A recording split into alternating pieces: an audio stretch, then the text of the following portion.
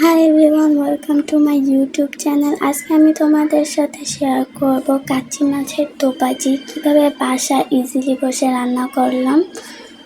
আর সাথে রান্না করছিলাম কচু শাক, যেটা আমাদের গাছের কচু ছিল, চিংড়ি মাছ দিয়ে রান্না করছিলাম। নিজেদের গাছের জিনিস রান্না করে খাওয়ার মজাই আলাদা, একটা অন্যরকম মনে হয়। তো দেখা যাক কিভাবে আমি এগুলা রান্না করলাম। এই জায়গায় আমি কিছুটা পরিমাণ পেঁয়াজ, কাঁচামরিচ কেটে নিয়েছিলাম। তারপর এই জায়গায় একটা আলু ভালোভাবে ঝুরি ঝুরি করে কেটে নিয়েছি, ভালোভাবে কেটে ধুয়ে নিয়েছি পানি দিয়ে। এরপর যে কাচ্চি মাছটা ছিল, এই কাচ্চি মাছটা তোমরা দেখতেই পাচ্ছ, এগুলাকে আমি ভালোভাবে ধুয়ে নিয়েছি। একটু এরকম সাইজের ছিল, অনবরত কাচ্চি মাছ এরকমই হয়। তারপর একটা কড়াইতে আমি কিছুটা পরিমাণ তেল দিয়ে দিছি। তেলটা এখন ভালোভাবে গরম হয়ে আসলে এর মধ্যে কাঁচামরিচ দিয়ে দিছি। কাঁচামরিচটা একটু ফ্রাই করে নেব তেলে। তারপর পেঁয়াজ দিয়ে দিছি।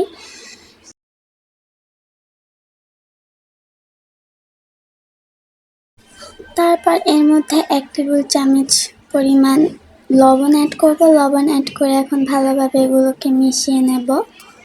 ভালোভাবে মিশানো হয়ে গেলে এর মধ্যে দিয়ে দেব 2 টেবিল পরিমাণ চামচ মরিচের গুঁড়া। মরিচের গুঁড়াটা একটু বেশি দেওয়া লাগবে। তারপর মরিচের গুঁড়া দিয়ে একটু নাড়াচাড়া করে এরপর এর মধ্যে দিয়ে দেব এখন হলুদের গুঁড়া। এই দুইটা জিনিস দেওয়ার পর একটু ভালোভাবে নাড়াচাড়া করে এর মধ্যে দিয়ে দেব কিছুটা পরিমাণ পানি। পানি দেওয়ার পর একটা টমেটো কেটে রাখছিলাম, একটা টমেটো দিয়ে দেব এখন এর মধ্যে।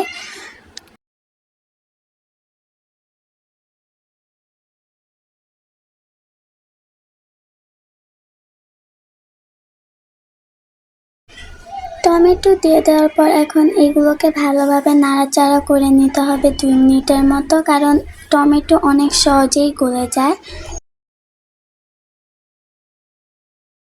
তারপর আমাদের টমেটো যখন হাফ সিদ্ধ হয়ে আসবে তখন উপরে এরকম একটা তেল উঠে আসবে। ওই মুহূর্তে আমরা যে আলুগুলা চিরি চিরি করে কেটে রাখছিলাম ওইগুলাকে এখন দিয়ে দেব।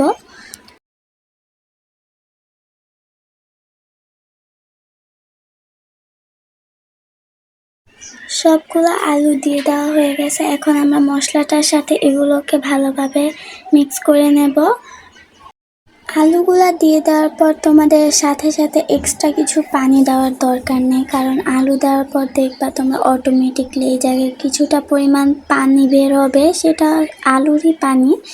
তাই এর মধ্যে 2-3 মিনিট তোমরা এভাবে আলুটাকে সিদ্ধ করে নিতে পারো। আলুটা যখন সিদ্ধ হয়ে আসবে তখন তোমরা এর মধ্যে পরিমাণ মতো পানি দিয়ে দিবা, ভালোভাবে সিদ্ধ হওয়ার জন্য, মশলাটা আলুর ভেতরে ঢোকার জন্য। আমি ওই পানি দেওয়ার ভিডিওটা ক্লিপ নিতে ভুলে গেছি।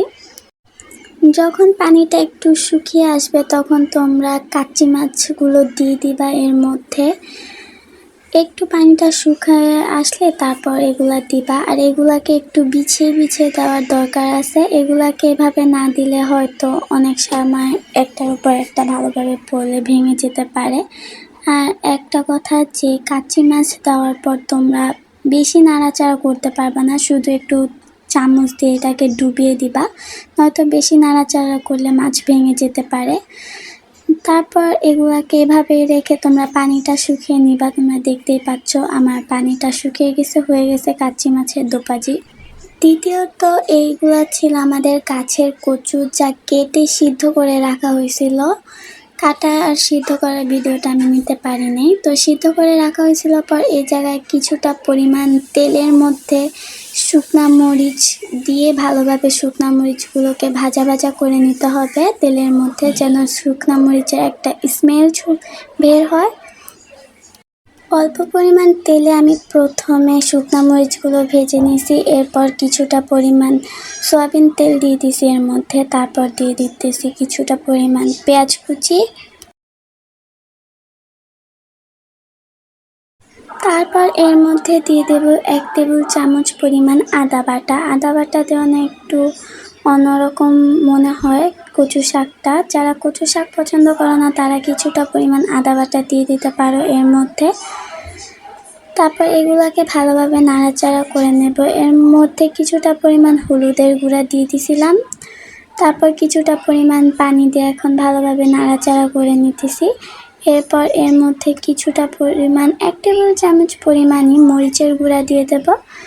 মরিচের গুঁড়া দিয়েও ভালোভাবে নাড়াচাড়া করে নেব। এগুলাকে ভালোভাবে নাড়াচাড়া করতে হবে যতক্ষণ পর্যন্ত পানিটা শুকিয়ে না আসছে।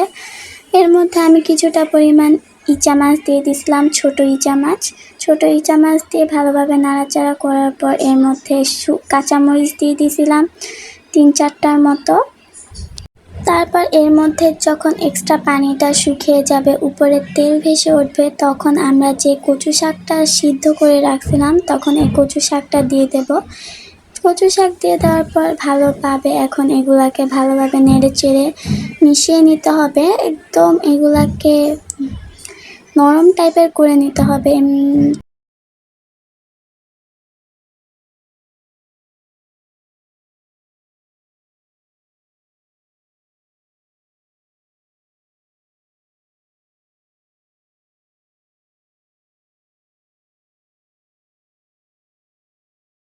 এগুলাকে এখন ভালোভাবে মিশানো হয়ে যাবে। হ্যাঁ, আর একটি কথা, তোমরা চাইলে এর মধ্যে একটু কালি জিরা দিতে পারো। কালি জিরা দিলে একটু অন্যরকম মনে হয়।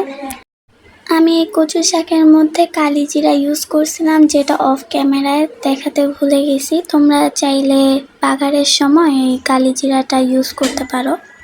আমার ভিডিও পছন্দ হলে আমার চ্যানেলটা সাবস্ক্রাইব করে দিও।